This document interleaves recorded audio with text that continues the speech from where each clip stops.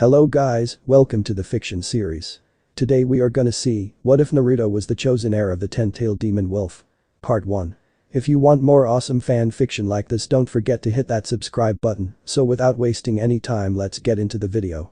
It was a rough night for the village of Konoha, for earlier today, they had been attacked by the dreaded Kyuubi no Yoko, a demon fox of immense powers. Originally the beast had been sealed within a female host, but during the birthing process, the seal was weakened and worse, a mysterious masked man, not Obito, infiltrated the barrier set up and released the fox from its seal. The man took control of the fox and made it attack the village. The fox caused unbelievable destruction, but the Yondaime Hokage Minato Namikaze fought the man, defeated him, and sealed the fox away within a new host, a child born on this very night. A beautiful woman with long bright red hair and violet eyes was holding her newborn son in her arms. She wore a hospital gown. The gown hugged her body perfectly and really showed off her amazing curves and large breasts. Her name was Kushina Uchiha Uzumaki, and she was the proud mother of two beautiful children. Kushina is the eldest child and only daughter of Madara Uchiha and the former Jinchuriki of the Kyuubi, now succeeded by her newborn son Naruto Uchiha Uzumaki as the Kyuubi host. She smiled down lovingly at him. Naruto had a mop of reddish blonde hair, and when he opened his eyes, they were the darkest blue you ever saw. A warm feeling shot through her entire being as her eye roamed on his little form. She felt butterflies fluttering in her stomach. He had the cutest whisker marks on his face due to his mother being a former Jinchuriki. There was a girl with them, around 13 years old. She had large D-cup breasts that most girls her age would kill for. She wore a dark blue shirt which was wide topped showing off her cleavage, Anbu-style blue pants, and a chunin flask vest. On her feet were blue sandals. The girl is Mito Uzumaki Uchiha. Kushina's daughter Mito had inherited her mother's looks and hairstyle as well as her red hair color, but it has blonde highlights. She is the elder sister of Naruto. Her eyes were the same violet as her mother's. She was named after her mother's own distant relative Mito Senju ni Uzumaki, the wife of the Shodaime Hokage. Kushina hugged her son closer. "My little Naru-kun, you will be a strong shinobi one day, and Kachan will help you there." She then scowled as she thought of her traitorous husband. No, make that traitorous late ex-husband. Damn you, Minato team. Her violet eyes changed into the crimson eyes of her mother's clan, the infamous Sharingan, 3 tomo rotated in each eye. "I hope the Shinigami is enjoying your wretched soul." Flashback a few hours earlier. "No. Minato-kun. Please." Kushina was holding Naruto tightly to her bosom. "You can't seal the Kyuubi in him. Please find another way." She couldn't believe what Minato was planning, to seal the Kyuubi into her son, which would make him the third Jinchuriki. She had been pleading with him for the last 20 minutes. She knew her precious son would suffer because of the damage the Kyuubi caused to the village right now. Even now the fox was currently causing damage, and although Kushina had secretly formed a friendship with her former burden over the years, unbeknownst to everyone she knew, she didn't want her son becoming the next Jinchuriki. Minato had bright blue eyes and spiky blonde hair. Minato also had jaw-length bangs framing either side of his face. His normal attire consisted of a standard Konoha uniform with 2 bands on both of his sleeves, a green flak jacket, blue forehead protector, and blue sandals. He also wore a short-sleeved long white haori over his normal attire, closed in the front by a thin orange rope. The haori was decorated by red flame-like motifs on the edges, with the kanji for 4th Hokage, Yondaime Hokage, written vertically down the back. Minato looked at her impassively. "I'm sorry Kushina, but it must be done. Naruto must have that monster sealed within him. It is his fate." His voice sounded like he didn't even care about her wishes, that he wasn't really sorry at all. Kushina looked to Sarutobi for help. "Gigi, please talk some sense into him." Sadly the former Hokage was with his successor on this one. "Give Naruto to Minato, Kushina. Besides, with your bloodlines, Minato's genius mind, and the Kyuubi's powers, the boy could become Konoha's greatest weapon." Sarutobi had a wicked glint in his eyes, the glint that proved his title of the professor. Kushina gasped. "No, you want to turn my son into a weapon? This couldn't be the same kind old man who took her in after her home village of Uzumakicest had been destroyed." Minato smirked. "Now you understand Kushina, I only loved you for your power and body. If you weren't as powerful as you are, I wouldn't have bothered with you." Kushina couldn't believe it. Minato was just like every other guy, wanting her just for her body and skills. To think she thought he was any different. How naive she was, she had just been used. Kushina lowered her head, her long red hair now shadowing her eyes. How long were you planning on doing this?" Minato and Hiruzen both smirked. "Since the beginning, since we learned of your bloodlines and your connection as the Kyuubi's previous host," Hiruzen told her. Minato smirked. "Face it Kushina-chan, you claim to not be like the other girls of our class, yet you turned out to be just like them, falling for my mask of a kind and generous man." He began to laugh cruelly. "You girls really are too easy to fool." As for that daughter of ours, she will be used to breed more powerful shinobi, as will Naruto be used once he comes of age. Little did he know that his daughter overheard him. Mito wept as she cursed her father. No, Minato Namikaze, this monster was no father of hers. Real fathers don't seal a monster inside your newborn baby brother just to be used as a weapon, and they don't mention that you and your sibling will be used as mere breeding stock. Kushina was trembling, full of sorrow and anger at his arrogant, haughty tone. You monster," she screamed. Her anger grew at the thought of her daughter and son being used as sex toys. She snapped her head up to reveal her Sharingan. "I trusted you. I loved you. But you used me. You strung me along like some cheap whore." Kushina, despite just giving birth a few hours ago, had managed to get out of the bed and onto her feet. Naruto was awakened by his mother's yell. No, he wasn't crying, he was actually glaring at his father. "You will never use my children like that, Minato Namikaze. I'll die before that happens." She was about to go through hand seals for a jutsu. But Hiruzen beat her to it. Temporary paralysis technique. Instantly Kushina felt her entire body freeze up. The red-haired woman struggled to break free, but Hiruzen wasn't a former Hokage for nothing, and plus Kushina was still recovering from childbirth and the loss of her tailed beast. However, this wouldn't stop the powerful Uzumaki Uchiha woman, and the minute she got free, these two bastards were dead. No. The red-haired woman began to draw on what bit of Kyuubi power remained inside of her. "I can't let these monsters use Mito-chan and my little Naru-kun as baby-making factories." Her eyes turned crimson with slits, and her hair now fell all the way to the ground. Her nails became long and sharp claws. Dark stripes resembling her son's whisker marks, only thicker, appeared on her face as faint red chakra was seen coming off her. Hiruzen cursed as he tried to maintain the jutsu. "You better hurry and perform the sealing, Minato. She's drawing on what she has left of the Kyuubi's chakra." He could feel her will to move, overpowering his own to keep her still. Kushina always had a powerful spirit. Minato nodded and vanished via his flying thunder god technique. Kushina's body began to break free of the jutsu. Hiruzen pumped more chakra into the jutsu. "You won't stop us, Kushina. Your son shall be our ultimate weapon, and your daughter will breed us more Uzumaki." Just then Hiruzen suddenly felt a pain flare up where the sun don't shine. He looked down to see Mito with one knee embedded in his crotch. Hiruzen could hold the jutsu no longer and fell to the ground in sheer agony, holding his throbbing crotch. Kushina was now fully mobile again, and the natural Uzumaki recovery began to heal her weakened organs and muscles. Soon, in a matter of minutes, she was recovered enough to move completely. Mito ran to her mother and hugged her, crying. "Ah-san, I heard everything. I hate him." Mito cried. "I know, Musu, I hate him too. Now come on, let's go rescue Naru-kun," Kushina said, patting her daughter's head with a smile. Mito looked at her mother and smiled back. "Hi, Ka-san. Let's go retrieve Itato-kun." Kushina activated her eternal Manjikyu Sharingan. Her version took the form of a swirl shape similar to her clan symbol, with a pinwheel curved design in the middle, Indra design, combined with Obito's hold on Naru-kun. Ka-chan's on her way. With that, Kushina and her children suddenly vanished into thin air, as if they were sucked into some kind of void. Battlefield. Minato had already performed the dead demon consuming seal.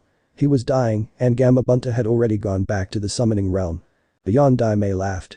"Naruto, you're going to be a powerful weapon for our village no matter what your mother says, she can't stop it." The Yondaime was on the ground on his back, dying with Naruto in his arms. If he had the strength to look, he'd be shocked to see the dark glare his son was giving him. The baby was emitting an aura of pure darkness. "Want to bet, Minato-kun?" said a familiar woman's voice in a sickly sweet tone. The dying Yondaime paled and looked to see Kushina standing over him, smiling sweetly at him. But her eternal Sharingan was spinning. Their daughter stood by her side, looking hatefully at the man who dared call himself her father. "So you're dying, hun? Well, let me help you, it's my duty as your wife." Kushina then formed a giant violet-colored bony chakra arm with half a violet chakra ribsage around her, the arm of her Susanoo. She grabbed Minato with the huge Susanoo arm and held him up. Minato begged one last time with his remaining breaths.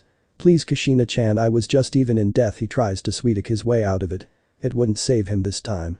Kushina didn't let him finish and had her Susanoo arm crush Minato. The Yondaime died instantly, being crushed to a bloody pulp. His blood dripped onto the ground, leaving a spreading pool. Some of the blood dripped and fell onto Kushina's face around her mouth. She simply licked it off with a smirk. "Goodbye, Minato-kun." Her Susanoo faded as she sensed several survivors coming to get the now crushed body of their beloved fallen leader. Several of the survivors saw what she did, luckily though she was too far away for them to see her frightening actions earlier. The wounded Chunin yelled. "How could you do that to Yondaime-sama, woman?" His friend agreed. "Yeah. Just wait until the medics and Sandaime-sama arrive. You'll be executed for the death of a Hokage." They all froze when an immense Kai rivaling the Kyuubi hit them straight on. Kushina slowly looked at them over her shoulder with her EMS glowing red, a purple evil aura towering over her form, which then took on a giant silhouetted humanoid shape with glowing red eyes and towered over them. The complete body silhouette of her Susanoo. I can't allow witnesses to live, I'm afraid, I'll have to kill you all now. She smiled an evil smile that would make Orochimaru scared the survivors cowered. Learning of Minato and Saratobi's true natures have changed Kushina, awakened something frightening within her that had been asleep for the past 15 years. Her true sadistic evil personality has reawakened. Beware to all those who dare to threaten Naruto in the future when she's around, for if you do, may Kami have mercy on your souls, because Kushina sure as hell won't. One word escaped her lips, the word that sealed their doom. Amaterasu. Her right eternal Mangekyou turned bloodshot and bloody tears flowed down from it. The last thing the survivors ever saw were the unholy black flames igniting all over the battlefield before they were swallowed by a sea of unholy fire. But some survived Kushina's attack beside Kushina herself, those others being her children. The moon had suddenly turned a blood-red color and shined down on little Naruto, blocking out the flames easily. Inside the moonbeam. Little Naruto came face to face with a giant black wolf with red eyes and a third eye on its forehead that had 9 tomo and a ripple-like pattern in it. The wolf was at least 3 times the size of the 9-tailed fox. It had 10 tails waving behind it as it looked to Naruto. It lowered its head and grinned, showing 2 rows of huge sharp fangs. It spoke in a mature female tone. My, such a cute powerful little one, I can feel your hatred for your so-called father, for what he has done. I shall give you some of my power, you shall become the new 10 tails. The wolf then shrinks down, becoming a beautiful woman with long flowing onyx hair that went down to her ankles. Her eyes were red with cat-like slits, along with the Rinnegan Sharingan fusion eye in her forehead. Her skin was a creamy pale. Her breasts were much larger than Tsunade's. She was clad in a simple black dress. Her nails were long and sharp. She sent a shadowy tendril to Naruto, and it gently touches his forehead, filling him with the power he would need as the future Kyuubi, and it activates his Sharingan with 3 tomo already, and a ripple-like pattern in his eyes as well.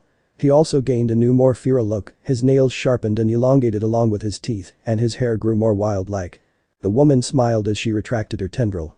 Grow strong, my young heir, I will be watching over you. She vanished within a portal.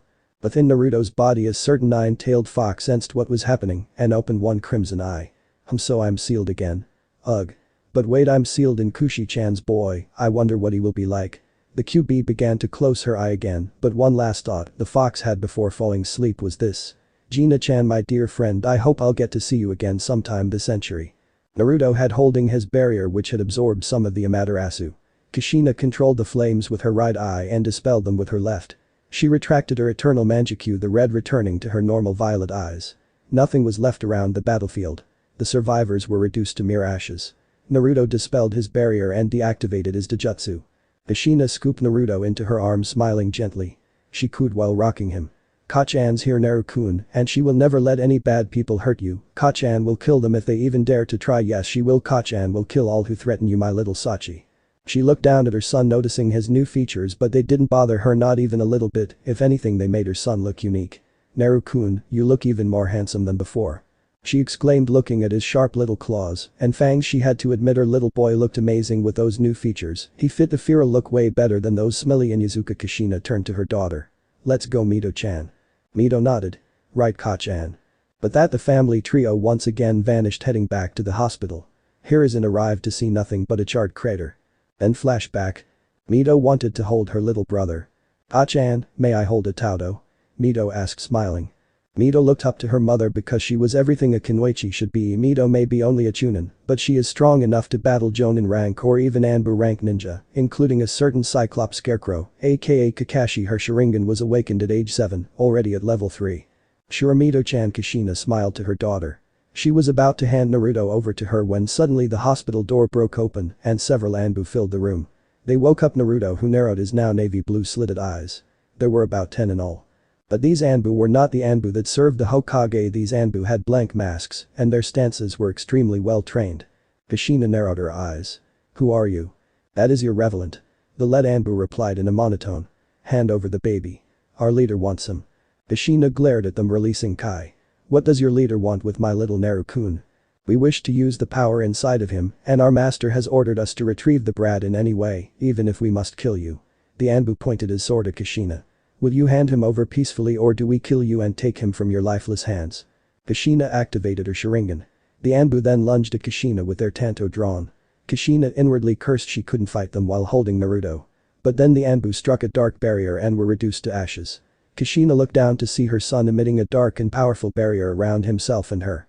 His eyes were now red with 3 black tomo along a ripple-like pattern in both eyes. Kushina was surprised.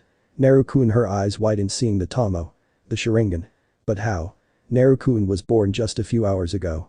That ripple pattern he has, it looks like the Rinnegan as well. She then hugged him tightly. You're my little guardian, aren't you, Naru-kun? Kushina cooed. My little hero. Mito shocked to see her baby brother actually powerful enough to form a barrier. She saw his eyes and was in awe.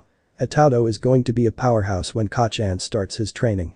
Kushina was rocking Naruto in her arms. Good job, Naru-kun, Kachan is so proud of you. Naruto looked up at his mother with the most caring smile, and only his family and future loved ones would ever see his smiles. Kushina asked. Are you hungry, Naru-kun? Little Naruto nodded. Kushina opened the top of her gown, fully revealing her large breasts lactating with milk. Naruto latched onto her right breast and began to nurse. If Kushina had noticed, she would have seen a dark possessive gleam in her young son's eyes. Kushina let her youngest child nurse, and it sent a wave of pleasure down her spine. She held him lovingly. Soon a man with red hair tied in a ponytail in a way similar to that of the Yamanaka clan head appeared via Shunshin. He had the same violet eyes as Kushina. The man wore a black shirt with a red swirl and a jonin jacket. His pants were dark blue. He also wore metal-plated gloves similar to those Kakashi wore. He looked to be about 3 years younger than Kushina. Kushina looked at the man. Akio. This man was Akio Uchiha, Uzumaki Kushina's younger brother. He was the greatest master of ninjutsu in the village. He grinned. Hey Ni-chan, it's nice to see you're alright. He noticed her open hospital gown and blushed. Oh shit. Itato Kushina's hair suddenly lifted into 9 tails, her eyes gained a red demonic light to them as she smiled sweetly. You should knock before you come in a room, especially a room with a mother feeding her child in it. She used a one-handed seal. Shadow clone technique. The clone of Kushina appeared in full ninja gear, cracking its knuckles. Now Ni-chan, let's not do anything you regret. Aiko said, backing away. The clone Kushina jumped at Aiko and began to beat him senseless. Aiko's screams of pain and agony were heard all over the hospital. Kushina ignored her younger siblings' cries. She cooed lovingly to her son. Your Baka Oji has been a bad boy, Naru-kun, only you or another girl can see mommy's breasts. Naruto finished nursing at that moment. Did you enjoy that snack, Naru-kun? Kushina asked in a loving tone. Naruto gazed up at his mother and nodded. That's my good boy. Kushina cooed. Ouch. Aiko moaned on the ground, beaten badly by the clone. He weakly got up and saw his sister had adjusted her robe to close up. So that's my newly born nephew Wani-chan. Yes, my newly born son Naruto Uchiha Uzumaki, or as I call him, my little Naru-kun. Kushina said with a glowing smile. Now I have 2 beautiful children to take care of, and Itato, you're helping me. She gave him a stern glance, meaning it. What, but Ni-chan, I thought Minato had been Akio, nearly had a heart attack at the immense cry his elder sister emitted at the utterance of that man's name. Itato, never speak that name in my or my children's presence ever again. Kushina hissed coldly, her Sharingan now blazing. But why? Akio was confused. I'll show you, Itato. Kushina looked into her brother's eyes with her eternal Manjikyu Sharingan, allowing him to see what had happened. When she was done, Akio began to curse at a pace and intensity. Mito sweat dropped at her uncle, cussing. Kushina held Naruto's ears shut. Itato, watch your language. I don't want my son hearing those words. She unleashed more Kai to shut him up. Akio shut his mouth and looked down. I'm sorry that they used you like that, Ni-chan. He suddenly remembered something that he had heard from their mother's spies. Ka-san mentioned she has created an organization that would finally end the struggle in the shinobi world. I know about that already, Itato. Ka-san told me about it. She named this organization Akatsuki, strange name for a powerful organization, Red Dawn. Not exactly threatening, sure it could mean blood, but there are many other means to it as well. The red-haired woman replied with a shrug. Now Kushina-chan, I think it's a rather good name, said a familiar voice. Both Uzumaki turned as a mysterious person suddenly materialized into the room. This person was clad in red samurai armor worn in olden times of Konoha. She wore a black kanyachi robe with red clouds over her armor. The person's hair was knee-length raven backwards flowing spiky hair, and her youthful-looking face was framed perfectly by bangs of her hair, and her eyes were a fully mature Sharingan. This woman was Murata Uchiha, co-founder of Konohagakure and the first leader of the Uchiha clan, until she was betrayed by her own clan and nearly killed by Hashirama Senju, a man she once had a crush on. Now Murata had a well-deserved grudge against both her old village and her clan. When Murata had been stabbed by Hashirama and thrown off the cliff, she was sent downstream after falling into the water to the country of Yuzu no Kuni, where she was saved by the Nidame Uzukage and Uzumaki clan head Ryan Uzumaki. It was love at first sight for both of them, and things just clicked from there. Despite the fact that she should be pushing 100 plus years old due to the power of her eternal Manjikyu Sharingan and having awakened the Rinnegan, Murata didn't look older than her early 20s. Kushina-chan, Akio-kun, Murata smiled at her children. Kushina and Akio both smiled back. Ka-san. Akio sighed. It's not the same without Obito, is it? Kushina grew sad at the mention of her deceased youngest brother. Murata placed one hand on her eldest child and only daughter's shoulder and looked down as the fond memories of her youngest child flowed through her mind. Obito Uchiha Uzumaki was the youngest of the 3 siblings and died as a chunin on Minato's team no less. He didn't receive much of their father's Uzumaki bloodline and his Sharingan activated late, unlike Akio and Kushina, but he did receive their father's outgoing personality and love of pranks. Obito always made the family laugh and cheered them up whenever they were down. He was their light in a world of darkness. They really missed him. It was all Kakashi's fault Obito was killed. If Kakashi wasn't so arrogant and foolish, Obito might be here today. Kushina snarled. It's their fault, it's all Hot Aki team's and Minato Baka's fault that Itauto was killed, and worse, Hot Aki team had the nerve to have Itauto's eye implanted in him. Murata stroked her daughter's long red hair. Don't worry Musume, we will make Hot Aki pay for stealing our bloodline. Kushina leaned into her mother's touch. Thanks Ka-san. Murata smiled. Sure. She looked at Naruto. Is this my newest grandchild? Yes Ka-san, this is my little Naru-kun. Kushina smiled brightly and held up Naruto, who had just finished feeding. Naruto looked into the young-looking face of his grandmother and smiled. Murata took him into her own arms. My, he is a handsome little guy Kushina-chan, I'm almost jealous of you. Murata joked with a giggle. Kushina blushed before quickly snatching her son back. Ka-san, you're so embarrassing, and quit hugging my Naru-kun. As if wanting to show his grandmother his new eyes, Naruto's blue eyes changed into the special eyes of their clan. 3 crimson tomo spun along a ripple-like pattern in his eyes. Murata was stunned. It was amazing, her newborn grandson was the youngest Sharingan wielder in the history of the Uchiha clan. And the ripple pattern was just like the Rinnegan, her grandson had gained a pair of very powerful eyes. Just then Kushina narrowed her eyes, sensing a familiar chakra approaching. Her Sharingan activated. Hiruzen, she hissed scornfully. Kushina looked down at her son.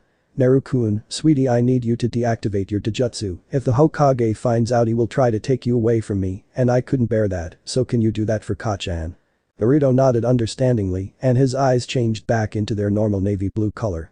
Kushina smiled lovingly, deactivating her own Sharingan back into her violet eyes. That's my good boy.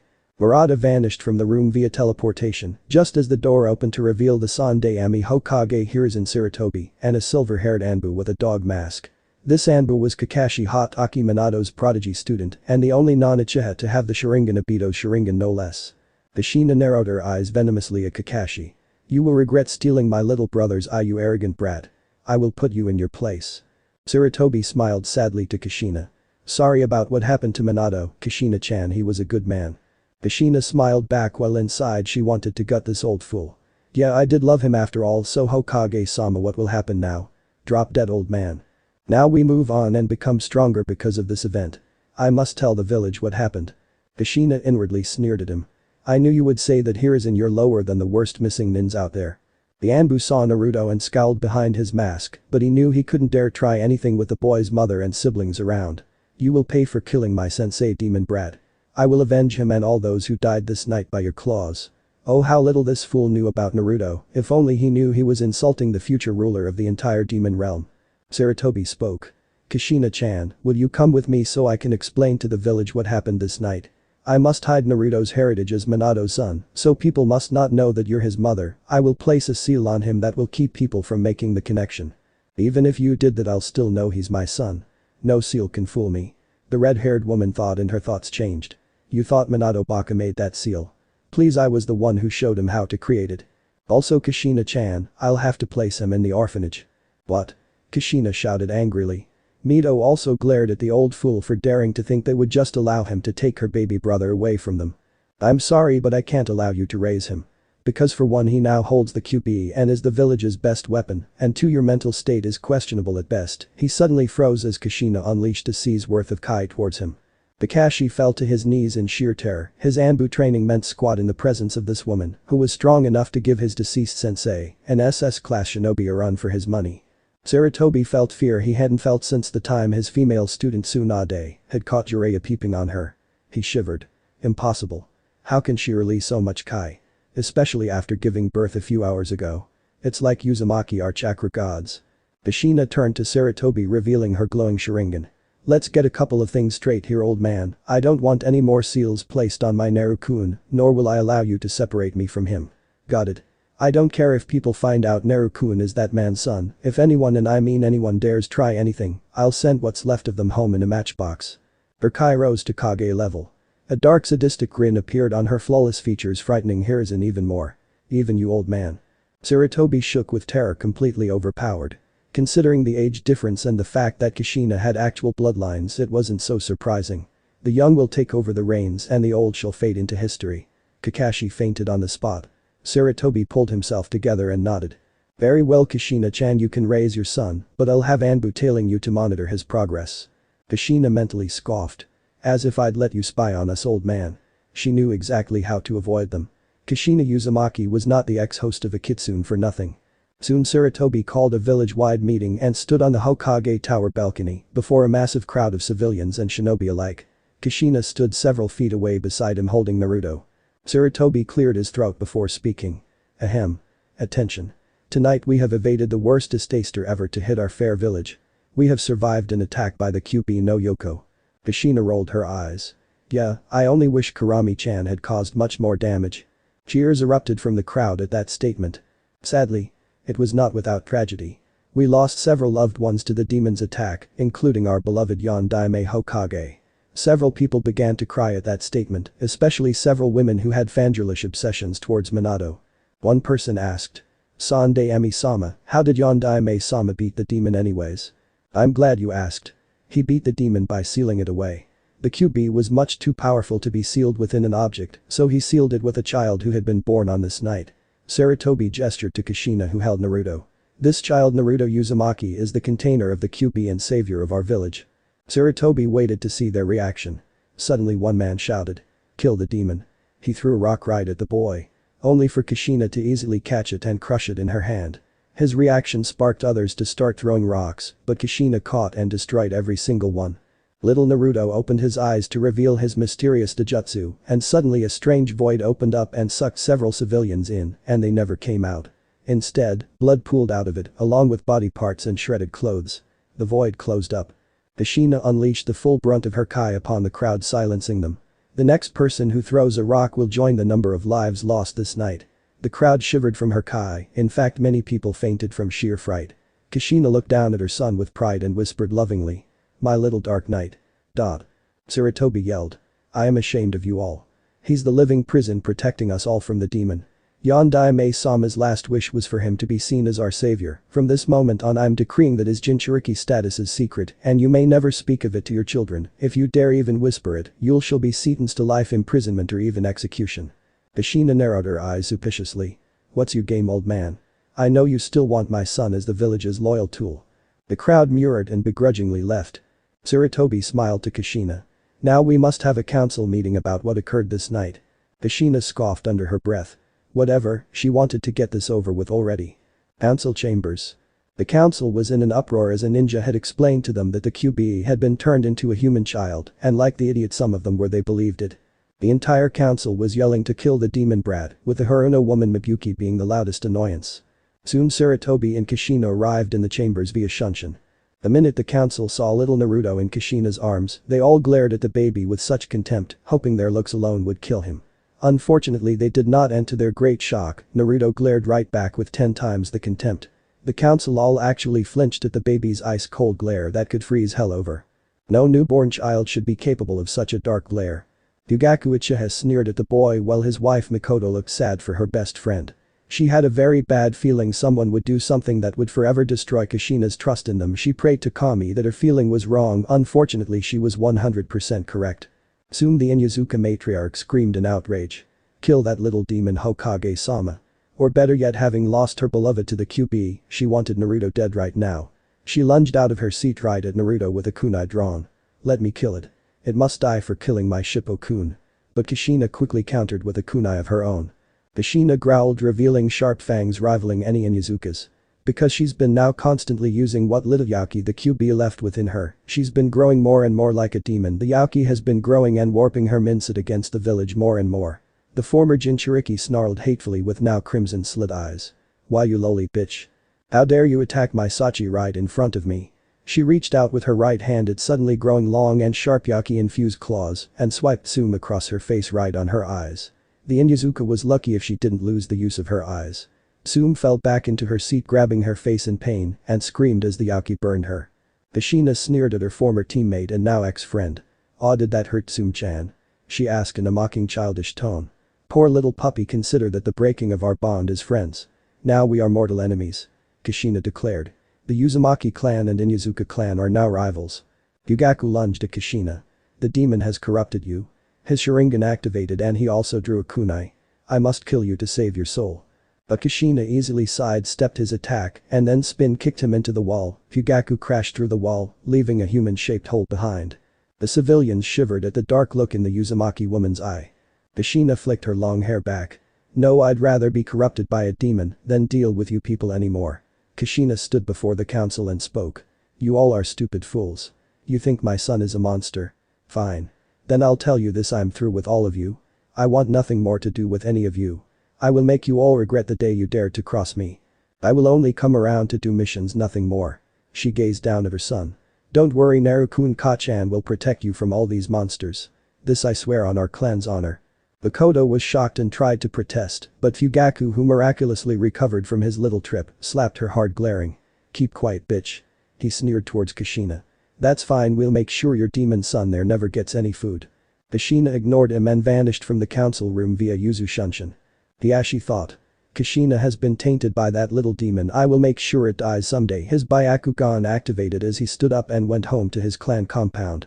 Sarutobi was shocked. "Damn it. I can't let her get away. I will have that weapon."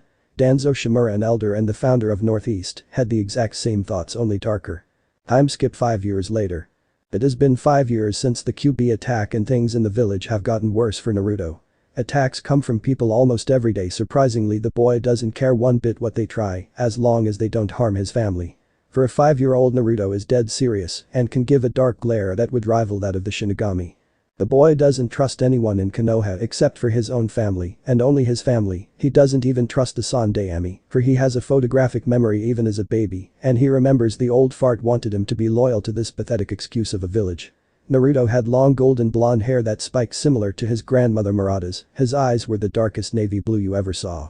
There were red and black streaks running through his hair, each coming from his Uzumaki and Uchiha heritage respectively. Despite the prejudice against him, Naruto had a rather good in-shape build for his age, cause his mother got food and other supplies from outside of Konoha in exchange for giving their sellers some Konoha jutsu to sell to other hidden villages. Currently, the boy was alone in his home because his mother and sister were on a mission that would take a majority of the day. Naruto knew that the council was behind this. They always wanted to kill him, but couldn't as long as his family was around. Naruto had just finished breakfast and was now waiting for his family to return. An Anbu with a bird mask was walking towards the Uzumaki home. He was happy thanks to Master Jiraiya gave them a reverse summoning scroll to take the demon to its well-deserved executioners who were waiting in a secluded part of the village. The Anbu grinned behind his mask. "Soon Yondai Mei-sama, soon you will be avenged and the demon will be dead and in hell where he know it belongs." The Anbu then knocked on the door. Naruto heard knocks and narrowed his eyes. "Who is it?" He walked over and slightly opened the door to reveal one of the Hokage's Anbu. Naruto Uzumaki. Hokage-sama wishes to speak with you and ask me to lead you to him." Naruto glared coldly at the Anbu who flinched, having felt the glare even through his mask. "DCH. This is why you need to die, demon. You're scary." The Anbu thought with contempt. "Well, what does he want from me?" the boy asked so coldly that even an Uchiha or Hyuga would flinch. The Anbu shivered and handed him the scroll. "Here kid, this scroll will explain everything." Naruto took the scroll. "HMPH. Very well." He unrolled the scroll, but all he saw was a strange seal on it. What? The seal glowed red and Naruto could only widen his eyes as he realized it was a reverse summoning scroll. There was a poof of smoke and Naruto and the Anbu were gone. Training ground. Naruto found himself in the middle of a bloodthirsty mob armed with weapons. In the lead were 2 genin. One had pale skin, white hair, and brown eyes. The other had tan skin, a scar on his nose, black eyes, and brown hair which was tied in a pineapple style. The white-haired genin grinned wickedly. "It's time to die, demon brat." He drew a kunai. The tanned one sneered. "You killed my parents, you damn monster. I will avenge them." He also withdrew a kunai. Naruto's glare frightened them cause his eyes turned slightly slitted like an Inuzuka. He flexed his sharp nails. The boy didn't speak but one word. "Whatever." One man screamed full of hatred and fear. "Kill the demon now, everyone. Its glare and nails aren't even human." The mob attacked Naruto. But Naruto fought back as well. He never just stood by and let them attack him. He would fight back and injure several mob members, even shinobi. He had yet to be trained by his mother, and he was already able to mortally wound Jonin or even Anbu using just basic fighting. He was easily capable of killing mere villagers with ease. Naruto clawed several villagers' throats open, killing them, and went after some others. The shinobi grew angry and attacked with weapons and jutsu, managing to get Naruto in the back to stun him and then brutally attack him with weapons and taijutsu. The civilians, freshly enraged by the deaths of some of their fellow villagers, assisted in the beating.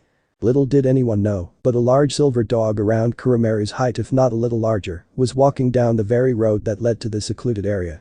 This dog had silver fur, a flowing elegant tail, and a ruff of fur around its neck. The strange thing about this dog was its red eyes with green slits. A blue moon was on its forehead and magnetic stripes were just behind its mouth. And this is the village where Kurami-chan was last seen. Suddenly the dog smelled the scent of blood. Blood. What is going on here? I know humans have developed powers similar to some low-level demons now, but this blood smells young. Quickly, the dog picked up the pace, racing down the road, and to any passerby it was just a silver blur. Something was drawing it towards a certain someone. Soon the dog came across a group of people who were beating on a young child, much to the dog's disgust. What? Now humans are beating on their own children. That is not right. The dog became angry and soon ran towards the area to help the boy. Naruto never cried once as they beat him. He just took it like a real man with no crying or whimpering. Soon the mob backed off to see their handiwork. Naruto's left arm was twisted painfully, but thanks to his tenant, he'd be healed in a matter of hours if not minutes. His clothes were tattered and coated in his blood. But his glare never wavered. He was still standing without even been knocked over.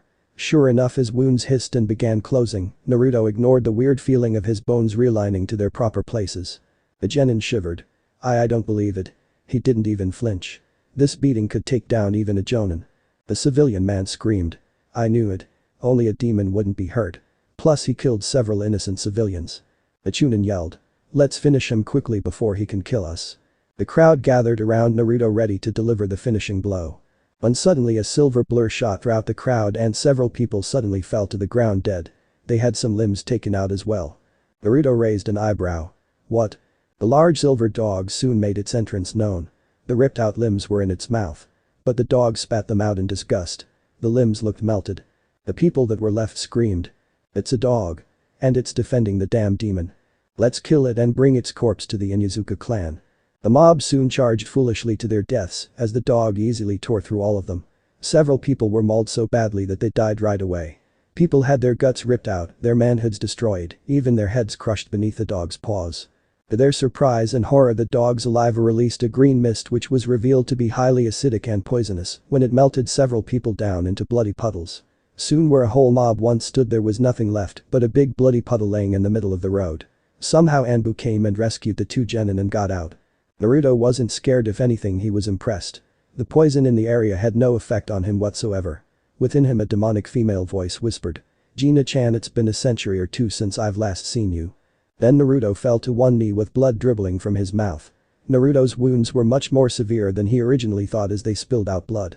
The Jinchuriki cursed with a dark scowl to match his glare. Damn it seems they managed to hurt me more than I expected this time. I'll have to wait for my wounds to heal more. Naruto managed to hobble all the way to the road that lead into the area and leaned against a tree to wait for his family to come home. The silver dog walked up to him. Surprised by the fact that a 5-year-old was actually using strong language. Naruto noticed and raised an eyebrow. Yes. The dog stopped right in front of him and lowered its head, looking at him in wonder. Then to Naruto's intrigue, the majestic canine actually spoke back and in a feminine voice. Sorry, I'm just surprised that a child would know such language. Naruto shrugged, ignoring the feeling of his arm healing and realigning itself back to normal. When an entire village hates you, then you tend to pick up a few things. I see. And what is your name, young one? Naruto didn't know why, but he could sense that this dog was special, and not just because of its ability to talk or unique size. He introduced himself. I'm Naruto Uzumaki, and I am also interested in knowing your name. I'll assume by your voice that you're female. The dog actually blushed slightly. Indeed, I am a girl. My name is Gina Taisho Naruto, and as you can probably tell, I'm not your run-of-the-mill dog. What is it about this boy? Something about him is drawing me to him. Yes. I can sense much greater power within you than even from those dogs the Inuzuka clan outlies. Gina tilted her head. Inuzuka clan. It is one of the many clans in this wretched village that despises my very existence. The boy said the word village like he was spitting out something rotten. Can you tell me why? Gina asked. Naruto didn't understand why, but he felt as if he could trust Gina, so he told her the story of his birth and what happened on that day. Gina was taken off guard completely. If he has the Kyuubi, then that means Kurami-chan is sealed with him. But if that's the case, then he saved this village from her wrath, so why does the village hate him? Did Kurami-chan really cause that much damage? Konoha gates. Two Chunin were guarding the gates when they saw someone approaching fast. A tall beautiful woman with long bright red hair tied in a ponytail with two long bangs framing her face, mission hairstyle, violet eyes, and wearing a jonin vest, Anbu-style pants, sandals, and a blue shirt was seen racing towards the gates. She had very well-endowed breasts that easily rivaled Tsunade's famed figure. She was running at a very fast pace towards the gates, using her chakra to increase her speed, her headband gleaming proudly on her forehead. It wasn't the symbol of Konoha, but rather a simple swirl, the symbol of her homeland. She had threatened Sarutobi to allow her to wear a headband with her old homeland symbol on it. Her uniform was coated in blood, but it wasn't her own. This woman was Kushina Uchiha Uzumaki, the mother of Mito and Naruto Uchiha Uzumaki. Nor was Kushina alone, for running right beside her was her eldest child. Mito was now 18 with the same long red hair and exotic violet eyes as her mother, and her mother's fair skin tone. Blonde highlights were visible in her hair with the right light. She also wore a jonin flask jacket which hugged her slim form perfectly. The top was pushed out by her large breasts which rivaled her mother's. Her Konoha headband was wrapped around her left biceps. And of course waiting for them was her youngest child and only son Naruto. They had easily completed their A-ranked mission in just an hour and rushed back here. However, some stupid bandits actually thought that two powerful Uchiha and Uzumaki Kunoichi would be easy pickings and attacked them on the way back to the village. The two Chunin bowed to Kushina, fearing her wrath. Welcome back Kushina-sama, one Chunin said with a shiver. Kushina stopped and spoke impassively. Jonin Kushina Uzumaki returning from the assassination mission in Kusa no Kuni. Of course Kushina-sama, you may go right in, the other replied shakily. Kushina ran through the gates into the village followed by her daughter. All she wanted to do was to go home and see her youngest child. She despised the fact that the council would keep her away from her baby so long with these missions. She knew that if they found a way to get Naruto outside, they would take advantage of it and attempt to kill him. If it weren't for the fact that she'd have Hunter Nin on her trail, she would take her children away from this hellhole after slaughtering every civilian and all the other clans in this limeball and hanging them by their entrails from the Hokage Tower for all people who visit to see. Kushina would bide her time and wait for the chance for her and her family to escape from Konohagakure. Naru-kun, just hold on sweetie, I'm coming, she thought with worry and determination. Itato-kun, please be safe. Mito had the same thought of her little brother. Just then the two Uzumaki females stopped as they heard several people complaining. They saw two men muttering about something. One guy muttered. We were so close to killing the demon brat this time. Yet the creature didn't even flinch as we gave it the justice it deserved. It mocked us with its healing. It even killed more innocent civilians before the brave shinobi overpowered it. The second guy nodded. Yeah, then this dog, probably another demon, defended the beast and killed the others. I lost my best friends today. He clenched his fists and growled. That demon has summoned one of his minions. He will die someday, I'll make sure of it. Unfortunately for him, two certain redheads just happened to overhear the conversation. The red blur suddenly rushed at the two men and slammed them hard into the wall, using kunai to pierce their arms and legs to pin them to the wall. The two men were pinned by several kunai embedded in their hands, feet, legs, and arms. The kunai were driven in so deeply that they came out the other side into the wall. The first guy groaned in agony. Ugh, who hit us? He looked only to wish he hadn't, for right in front of them was a very pissed off Kushina Uzumaki. Her EMS was glowing and spinning wildly. The two men cowered under her angry glare. A shadow soon covered them. The two men looked up to see a massive dark crimson-purple demonic creature hovering above Kushina. It surrounded her, fully manifested, landing on the ground with a boom, a massive demonic-looking humanoid with 4 arms, the second pair branching from the first, the Susanoo, the most powerful ability of the Manjikyu Sharingan. The two scared men were held trapped by one of the Susanoo's hands each. They couldn't budge even an inch as the hands began to crush them. Several civilians were shaking at the sight of the massive chakra humanoid. Kushina growled out. "What the hell did you bastards do to my baby?" the Susanoo roared in reaction to Kushina's rage. We just beat the boy a little to teach him a lesson, but he didn't even flinch. He even killed some of our friends." One of the men choked out, coughing up blood. Kushina's eyes widened, worried for her Sachi. "Naruto," she quickly drew 2 more kunai and made sure to really drive them into the men's crotches.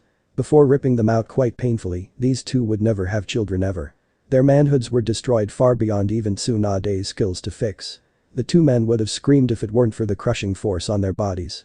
The men weakly begged the enraged sadistic mother. Please, Kushina-sama. Have mercy on us. Why, yeah, please. We're sorry that we tried to hurt Naruto." Kushina looked at them with a cold sadistic look and increased the crushing pressure of her Susanoo's grip. "Why would I ever show mercy to fools who nearly kill my youngest child? My Sachi means the world to me, you people are a threat to him, and I end all threats to my baby." She smiled evilly at the frightened men. "And do not speak my son's name, you worms. You are not worthy to even utter my Sachi's name." Kushina's grin turned psychotic and with a flick of her wrist, the 2 men were crushed to death by the Susanoo's hands. Blood and entrails dripped from the hands and landed on the ground with a sickening squelch. Several people who witnessed the cruel murder ran for their homes screaming in terror. Kushina dismissed her Susanoo and burned the remains with a quick Kaiten jutsu. She turned to her daughter. "Come on, we have to find Naru-kun." "Right, Ka-chan." Mito replied. Both Kushina and Mito ran following the blood scent to get to their beloved Naruto. But Naruto. The boy felt his wounds now healed enough so he could move again. So he got up, but the blood was still on his clothes. Naruto shrugged, not even caring about the blood on his clothes. He suddenly sensed 2 familiar chakra signatures heading this way. Naruto turned his head to the east. It would appear that Aki-chan and Wani-chan are back. Gina looked to where Naruto was looking and saw 2 red heads with violet eyes, obviously Kunoichi by their clothes, running down the road straight at them. They were also related to not only each other, but to Naruto as well, Gina could tell as their scent smelled similar to his. They were obviously his family. The older redhead ran straight towards Naruto. The woman instantly hugged Naruto tightly. "Oh, Naru-kun. My little Naru-kun. Thank goodness you're okay, Sachi." Then she smelled blood and looked to see her son's clothes decorated in blood. She stepped back to study him, her worries overriding her common sense. "Naru-kun. You're coated in blood. I swear I will kill them all." She was flipping out. Naruto watched as his mother fussed over him. He sighed, he did love his mother, but she could be just so dramatic sometimes. Gina's sweat dropped. Wow, talk about an overprotective mother. Naruto calmed his mother by running his fingers through her hair. "Ka-chan, calm down, they just caught me off guard, that's all, they had a reverse summoning scroll in order to get me." Kushina turned her face slightly away so her son wouldn't see her blushing, and she was enjoying the wonderful sensation of her son's fingers running through her hair. "Naru-kun, well, I'm just glad you're safe, sweetie." She smiled towards him before noticing Gina. "Naru-kun, whose dog is this?" Naruto replied. "No one's, Ka-chan, she belongs to no one, she just came to me." Gina nodded and spoke. "That's right, miss." Kushina looked at the dog with a smile. Kushina Uchiha Uzumaki." She bowed to the dog in gratitude. "Thank you for helping my Sachi against those people. He means the world to me and I'd be devastated if anything ever happened to him." Gina smiled, well, as good as a dog could smile. "You're welcome, I just cannot stand to see a young child being beaten to death, it's not right." Mito nodded. "I agree, but still words can't describe how grateful we are to you for helping my Itato." So the family went home and invited Gina to stay with them. The Uzumaki compound a few hours later. Naruto was called by Gina to his room. She claimed to have a surprise for him. Naruto was just a little curious. He opens his door and looked at the inside of his room, for there sitting on his bed was a practical goddess. Naruto was speechless just looking at the beautiful woman on his bed. She had long flowing silver hair that flowed all the way to the bed, her ears were pointed. Her outfit was very form-fitting and revealing the top of her cloth was slightly slides off, same as May, seemingly hanging from her shoulders, revealing them and accenting her very large breasts, larger than Tsunade's, and she didn't have any sleeves. But she wore sort of detached sleeves of a kimono, they are attached from the middle of her arm. The kimono also had a slit to the side of her leg to reveal some of her long legs, and to not hinder her movement, her eyes were a beautiful amber golden color with slits. 2 magnetic stripes similar to the Inyazuka marks decorated her face, only smaller, and she had 4 of them. 2 under each eye. 2 more magnetic stripes were on her eyelids, heavily resembling permanent eyeshadow. Her lips were a beautiful cherry red color. Her nails were sharp and pointed, they seemed to be more like claws and looked as if they had permanent red nail polish. On each of her wrists were 2 final magnetic stripes for a total of 6 stripes. A Prussian blue crescent moon was seen on her forehead. Naruto noticed what appeared to be a long thick pelt of fur wrapped around her midsection about 2 times, and it stopped to just a little below her breasts. Naruto was now showing a slight interest in the goddess before him, as he had never seen such a beautiful woman before, aside from his mother and sister. She was simply gorgeous, way prettier than any of those Inyazuka women he had seen trying to kill him. Those Inyazuka females were much too feral looking for his eyes. Especially their tomboy leader Tsume. The silver-haired woman noticed Naruto's surprised expression and smiled. "Well, Naruto-kun, what do you think of my human form?" Surprised. Silence is all she got for an answer as Naruto studied her via his calm cool gaze. Before Naruto spoke. "Human form? I knew you were special, Gina, what are you exactly?" Gina then told Naruto all about what she was. She waited to his reaction and then she felt a small hand gently caressing her cheek. Gina saw Naruto looking at her with a slight tenderness that was hidden with his cold gaze. The young boy spoke in a very slight caring tone, shocking the Inugami queen. "Gina, you are without a doubt one of the most beautiful women I have ever had the honor of seeing. Your abilities of transformation are the best I've ever seen, they're real and not an illusion like the shinobis are. Your skills are unmatched as well, I can tell that you're really strong in battle, Gina. I would love to see you in combat sometime." Gina immediately felt a warm feeling flooding her entire being from listening to his truly sincere words. She had gotten compliments from males before, but never about her abilities. The past men only complimented her body. Gina felt her face heating up fast, she was a new shade of red by the time a few minutes passed. Gina also enjoyed the feeling of Naruto's hands on her skin, and when she felt him stop and let go, the Inugami queen was saddened. Gina held her face, blushing up a brand new storm of red. She now knew what the feeling was. She had found the man who will one day father her pups. Her destined mate. The only problem was right now he was much too young for any intimate actions. Also, Gina feared how her father, the Inu no Taisho, might react, or Kami, forbid how her Itaudo Sesshomaru and Inuyasha would react. Her little brothers always chased off potential suitors at his current age, there was no way Naruto stood a chance against them both. Time skip a year later. Naruto is now 6 years old and even stronger than when he was 5. He and Gina have gotten a bit closer in that year. Though Naruto has noticed a change in her behavior, such being a little shy around him, especially in her human form. She's gone, having left to meet with her father, who Naruto learned was as famous as the 9 Biju themselves. She left just a day ago. Naruto was thinking of her actions yesterday. They were strange for him. His mother and sister were getting ready to go a mission given to them just today. Naruto shook his head in amusement as he heard his mother cursing the council to the lowest pits of hell. "Aki-chan, you can be so immature sometimes." Naruto then thought back to a day ago. Flashback 1 day ago. Gina was alone with Naruto. The two were just having a nice conversation, although Naruto noticed Gina's face heating up when she made eye contact with him. Just then a poof of smoke appeared in the middle of the room and soon standing before the two was a medium-sized white dog. Gina recognized the dog as one of her father's many messengers. The dog bowed to her. "My queen, Taisho-sama has summoned you for a meeting with him. He wishes to see you." Gina nodded, but she looked to Naruto. "I don't want to leave, Naruto-kun, but I can't just turn away father." The Inugami queen was conflicted, but eventually decided to go see what her father wanted. So she knelt down to Naruto's level and pulled him into a warm embrace. Gina nuzzled against his neck, inhaling his scent. She raised her head to his ear and whispered. "Sorry, Naruto-kun. I have to go and see my father, but I promise I'll be back as soon as possible." Naruto nods. "Okay, Gina-chan, I'll be waiting." Gina smiled and separated from him and went over to her father's messenger. Then she became a blue orb along with the dog and flew out the window into the sky. Then flashback. Kushina was grumbling about the council while pacing back and forth. She was outraged by their audacity to give them a mission. Kushina growled in her mind. "Those bastards. How dare they just up and present us with another mission?" The red-haired beauty contemplated beheading a few civilians and non-clan shinobi to vent her frustrations out.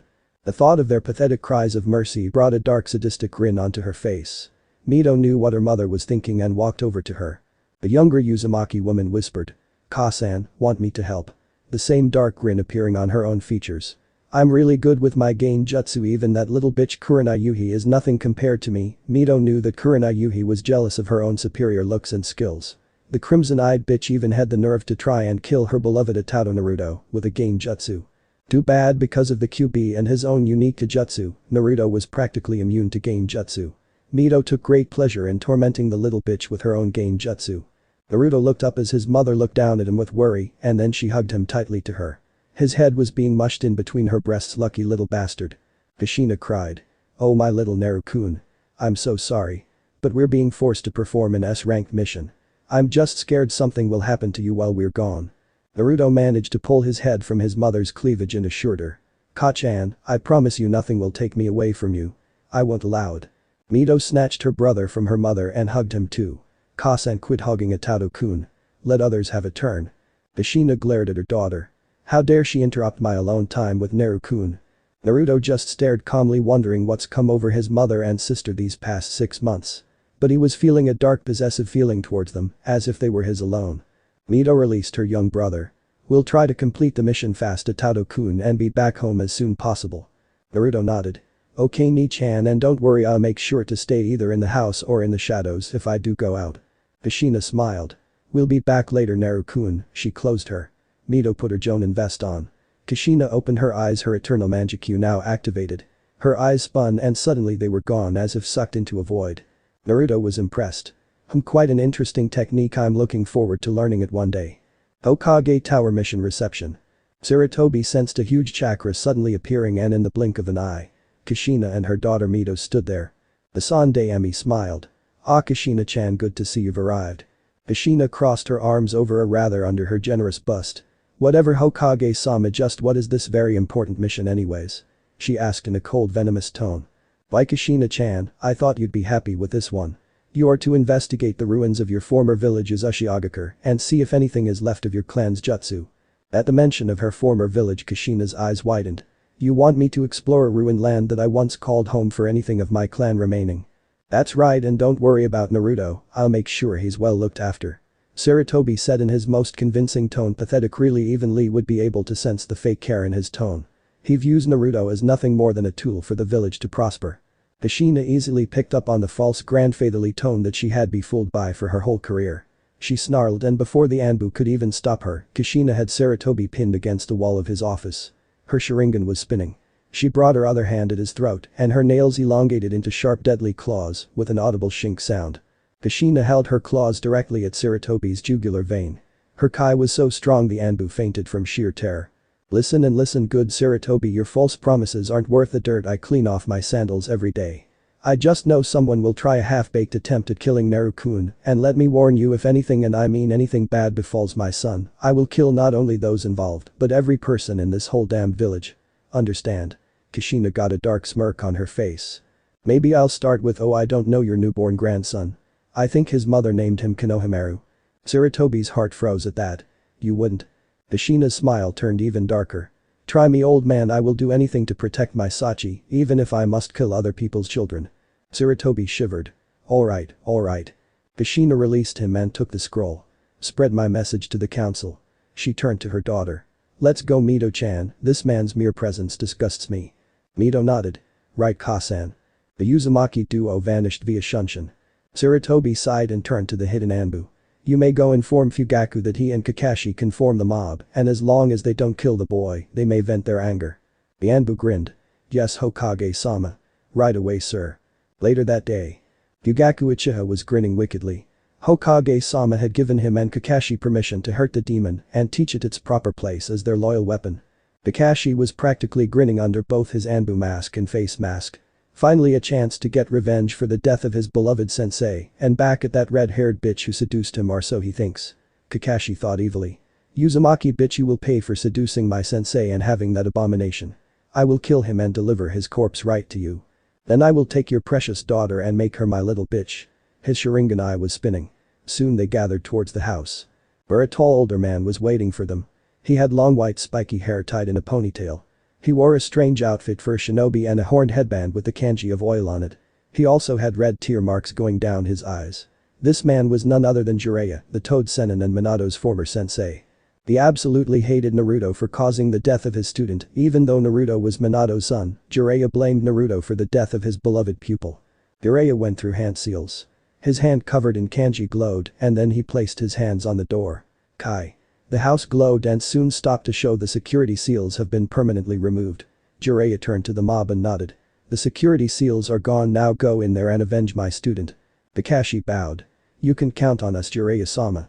The demon will not survive this day." He then kicked open the door. Naruto knew they were coming and knew they had help from a Fuinjutsu master. The young boy looked at them so impassively even the country of Yuki no Kuni would seem warm. Kakashi removed his mask and shivered at the boy's look. No way can this freak be related to Minato-sensei. Sensei always was kind to everyone, and he always smiled. Fugaku then lunged at Naruto with a kunai. Your bitch of a mother isn't here right now to save you this time, demon, nor is your sister. Because we council members sent them on a hard mission that will take all day. But we only need these few hours. He then stabbed Naruto into the arm with his kunai before pinning him to the floor with more kunai. The boy didn't even flinch as the kunai pierced his flesh and held him to the floor immobilized. Soon the rest of the mob piled in, and the torture began. Yet once again Naruto refused to even flinch as they beat him down really hard. This time they were aiming to kill. Soon Naruto was beaten into unconsciousness. Fugaku shouted, "Now let's finish it off once and for all." The mob roared in agreement. The two genin Iruka and Mizuki attached paper bombs around their kunai and tossed them at the boy. Fugaku went through hand seals and inhaled. Fire release. Grand fireball technique. He breathed out a large fireball. Kakashi went through hand seals and placed his hand down. This is for my sensei and Rin-chan demon. Blue lightning began to crackle in his hand. You should be honored, demon. I just learned this new jutsu a month ago and I couldn't bear testing it on a fellow human, but you're not human. I call this lightning edge. Mindscape. Naruto walked down the halls of a giant sewer. He felt a great yaki up ahead. Naruto soon came across a massive red gate with a paper tag with the kanji for seal on it as a lock. The boy narrowed his eyes as a pair of giant red slitted eyes opened right in front of him. A large mouth filled with razor-sharp fangs was below the eyes in a dark grin. Naruto wasn't scared one bit of this giant creature before him. The demon spoke. "Welcome, kid. I am the Kyuubi no Yoko, the leader of the 9 Biju." Naruto raised an eyebrow. "So you're alive, Kyuubi no Yoko, so you were sealed within me and were once sealed in Kachan." The Kyuubi smirked. "You're Kushi-chan's son, alright, kid. You are as brave and smart as she is." Naruto just stared unflinchingly at the fox demon. Kyuubi's grin widened. "Let's see if that bravery holds." The Kyuubi reached out with one claw and the massive claws barely missed Naruto's head as they smashed into the bars. The force not even phasing Naruto. The Kyuubi's grin got wider. "Very impressive, kid. You didn't react or flinch when my claws came close to killing you. I'm sure you are smart enough to know how I got here." "Yes, I even remember Kachan begging my father not to seal you in me, but he ignored her plea." The boy replied, full of cold venom that sent a chill of both fear and lust down the giant fox's spine. Kyuubi gasped at his words. "This boy, he's much darker than any human I've ever met. This darkness I've only felt once before when I was a young vixen. This boy feels similar to the 10 Tails." Suddenly when the Kyuubi looked into Naruto's eyes, she saw something familiar. A massive shadow hovered over the boy and formed into a massive black wolf. 10 tails twice the length of the Kyuubi's swished behind the mighty beast. The wolf stood proudly behind Naruto with its crimson eyes glowing in the damp sewer, along with its third Rinnegan Sharingan eye in its forehead. "My father has used both of us for his own selfish desire for power," Naruto said just as coldly as before. Kyuubi agreed with the boy on that. The fact that she, one of the most powerful of the kitsune, their very princess, was released and used by that wretched Uchiha named Izuna, and then the Yondaime sealing her inside his own newborn son for power, was as big a disgrace as it could get. She wondered and feared how her mother, the kitsune queen, would react to learning she got herself sealed not just once, but 3 whole times. She had even befriended her vessels. She greatly feared her mother's reaction. "Listen to me, Naruto, you don't have to keep calling me Kyuubi no Yoko, for that is just my title amongst the 9 Biju who call me by my birth and real name Kurami, and you must wake up now and free yourself. They're going to kill you, and I will give you as much as my power as you can handle." Kurami was silenced as Naruto walked right up to the gate. He reached for the paper and began to remove it. Until an arm grabbed his, keeping him from going any further.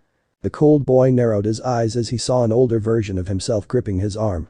The man wore a jonin vest, black pants, and a white cloak with red flames on it. This man was the Yondaime Hokage and his father Minato Namikaze. Kurami roared angrily. "Gra.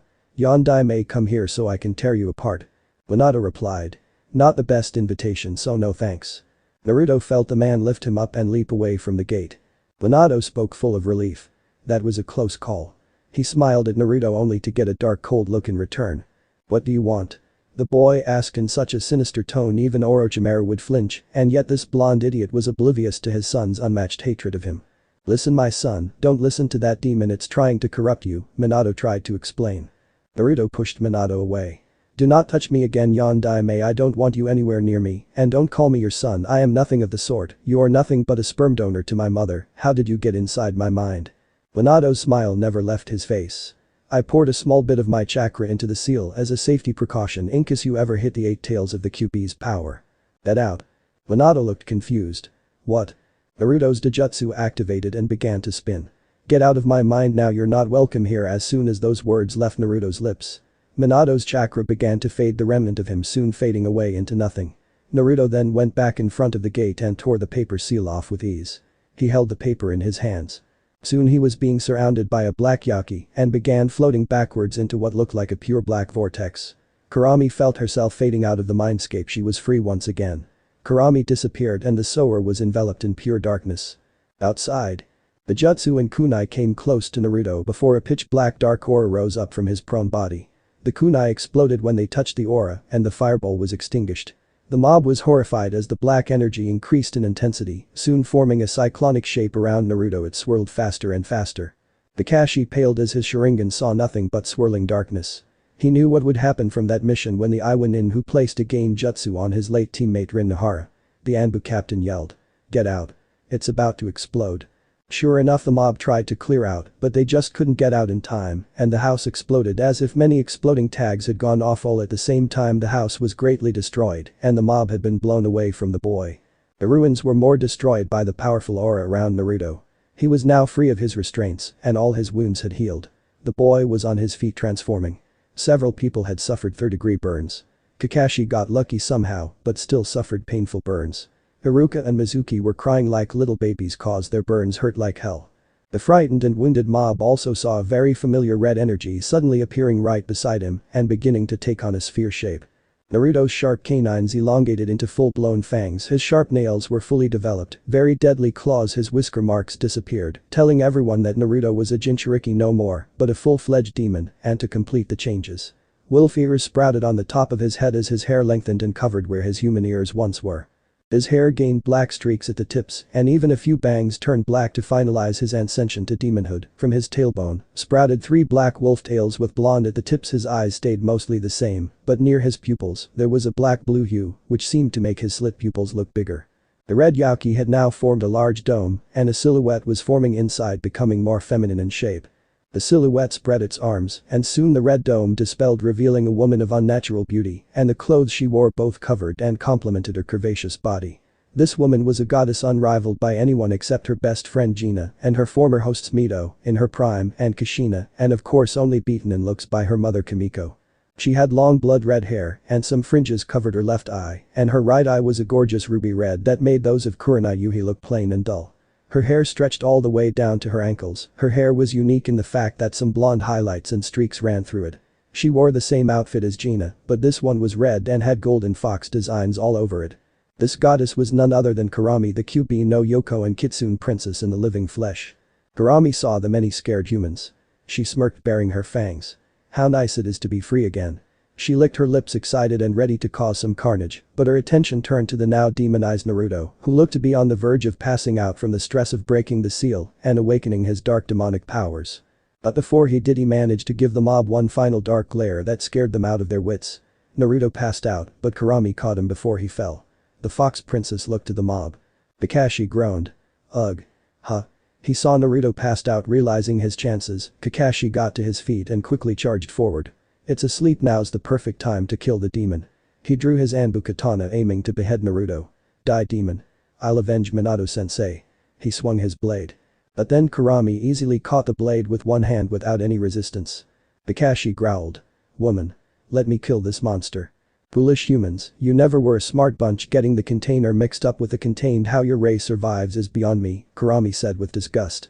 You thought he was the Kyuubi? I'm afraid you're sorely mistaken that title. Red Yaki came out and covered her entire form. Her nails turned into sharp claws, her ears became fox ears, her fangs lengthened, and her signature 9 tails sprouted behind her and snaked around her body. Is mine. I am the almighty Kyuubi who you humans fear and despise so much. Naruto-kun is something much greater than me. He is the future ruler of Makai. Those words froze the mob. This woman in front of them was the great demon fox they hated and feared all this time, but that means oh hell, they are awfully screwed in so many ways. Looks like the Shinigami will be getting a gift load of many souls today. Kurami noticed several people back away and try to run. But due to their burns inflicted by Naruto's deadly Yaki, they can't move too well. Kurami raised her arms and aimed her hands out at the group. Red and blue bubbles gathered in front of her hands. Soon the bubbles fused into a large orb that suddenly shrunk, and the ground beneath it cratered deeply due to the level of compressed Yaki. As expected of the Kyuubi herself. Kakashi watched in pure terror. No. That's way too much chakra. It's enough to kill even me. I have to get out of here. He saw several terrified people looking to him for protection, even the usually arrogant Fugaku was scared out of his wits. The last Hotaki clenched his fists. No. I can't let the demon just kill them like this. He flashed through hand seals and slammed his hands onto the ground. Earth release. Earth-style wall. Kakashi raised up a brown wall of earth that had 5 dog heads on it. Harami scoffed at the punitiveness. No way would some puny earth wall ever stop her tailed beast ball. Kurami fired a red ball of Yauki at them. The raw power ball cratered the ground as it traveled towards the shinobi at the speed of sound it cut through the air as well. Kakashi charged more chakra into his earth wall. But it just wasn't enough as the powerful bomb overpowered the wall and enveloped them in a bright orange explosion. The civilians and even the ninjas screamed as the powerful chakra burned them. Kurami turned into a much smaller version of her full fox form and a flash of fire placed Naruto onto her back using her tails, then she suddenly rushed off through the gates out of Konoha so fast no one saw nothing but a red blur flying through the village. So this part ends here. Alright, that's it for today's video guys, let me know in the comments section how was the story and also don't forget to like, share and subscribe. I will meet you in another video, bye bye.